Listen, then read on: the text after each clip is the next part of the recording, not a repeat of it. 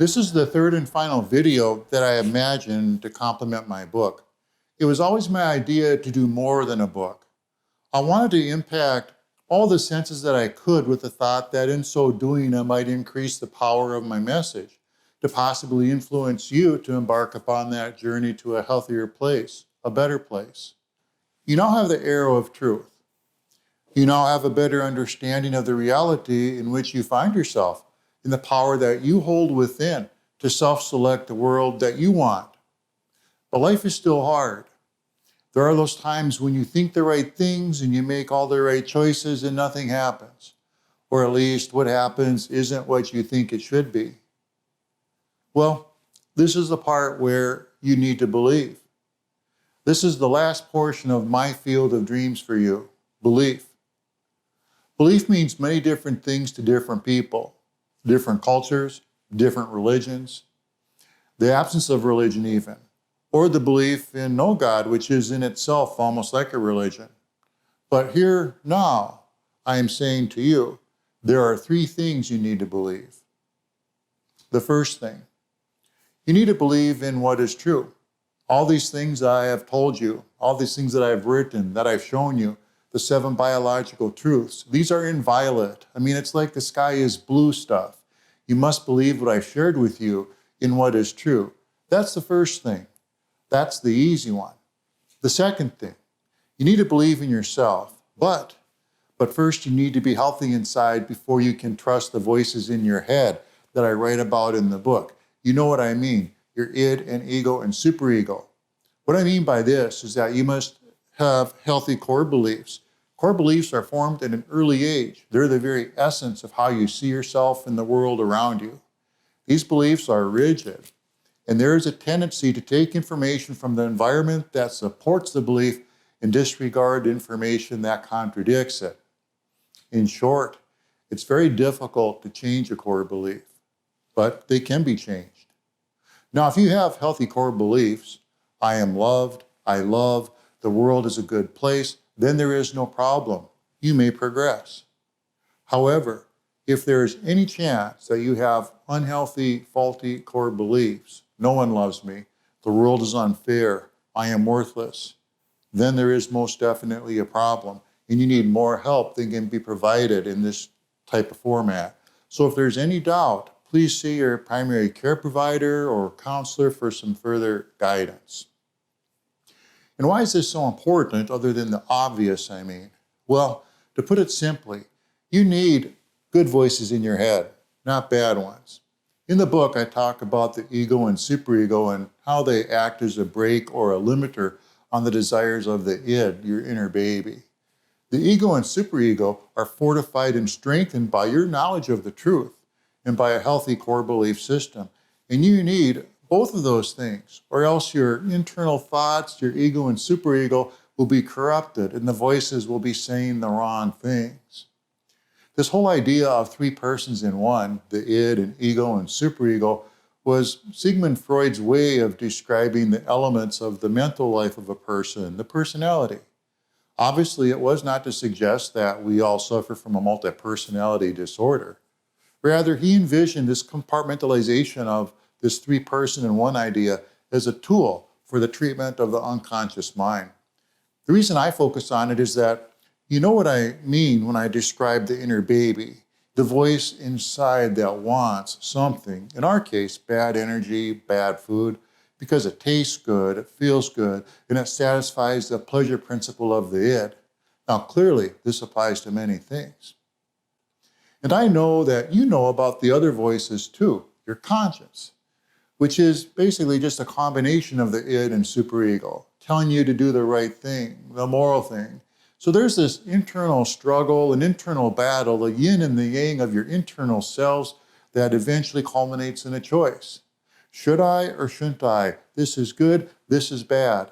In order for you to slay the dragon of obesity, or any dragon for that matter, you need to believe in yourself and that you can do anything.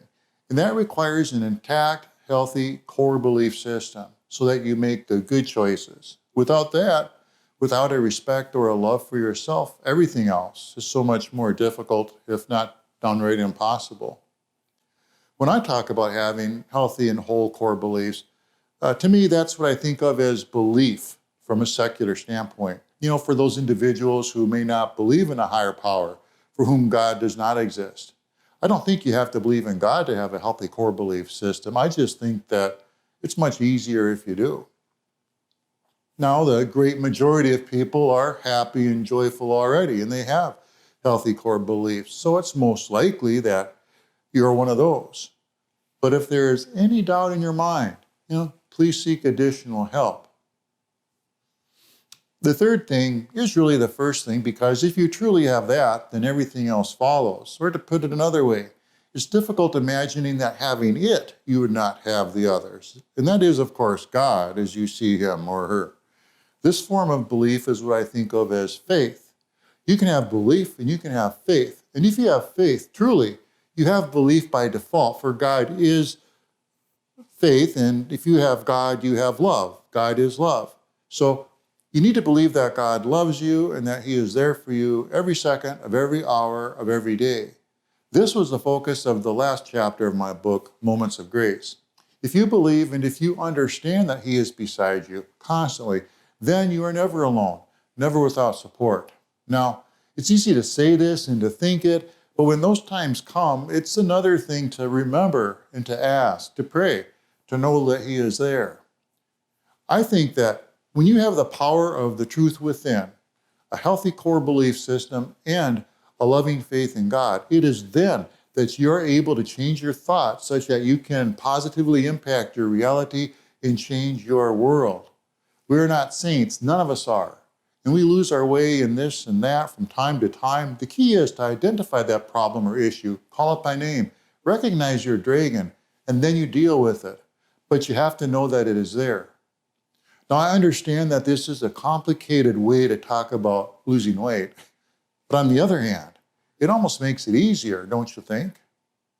And this is the part where it's actually time to do something. It's time to take action, what I refer to as behavioral activations in the book. I'm talking about implementing strategies and techniques that will convert bad patterns of behavior to good. This is generally not the path of least resistance. It is not the easy way. It is the uncomfortable way. We do it not because it is easy, but because it is hard. It requires sacrifice, self-denial, delayed gratification. It requires all those things that run counter to the pleasure principle that is your id. Your inner baby's not going to like it. This is why belief is important. You have to believe that you can do it. You have to believe that you can do all things. And if you have faith, well, that just adds another layer of support. It's like a floor that reinforces everything else. I've listed some ideas and strategies in the book. They're fairly generic because more specific strategies are necessarily specific to any one individual, and that requires some deep thought and contemplation. Even perhaps some professional therapy, or help if you find that you're still struggling on your own. You see, the most important thing that you can do when you're presented with a situation where you find yourself struggling with making that right choice is to give yourself time to interrupt the bad thought or tendency. Now, this could be something like as simple as reading a nutritional label, weighing a portion size, imagining yourself as the way you want to be, saying a short prayer, reciting a mantra. I am that I am. I change my thoughts. I change my world. Maybe even a traditional Eastern one that you don't even know the words to, like Om Namah Shivaya, which means something along the lines of universal consciousness is one.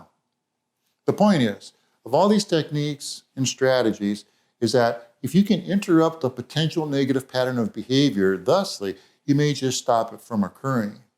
So you need to research and find those specific strategies that are meaningful and specific to you. Now, I would be remiss if I did not end with a recollection of St. Maximilian Kolbe, that image of an ordinary man that you encounter at the end of my book. He experienced a supreme moment of grace when he gave his life for another. There will come a time in all our lives when we will need our own moments of grace, large moments and small. There are no limits to them other than your own choice to not recognize that they are there, always, that potential. You have only but to ask and to understand that there will be those times in your life when there will only be one set of footprints in the sand, if you allow it, if you ask for it, if you surrender. So this brings our time to a close for now. If you might derive any message from all that I have written, all that I have spoken, all that I have shown you, please let it be thus. I care. I care very much that you are successful. And I hope that this is obvious to you by now. Because if it is with great anticipation that I say, you change your thoughts, you change your world. Let it begin. God bless.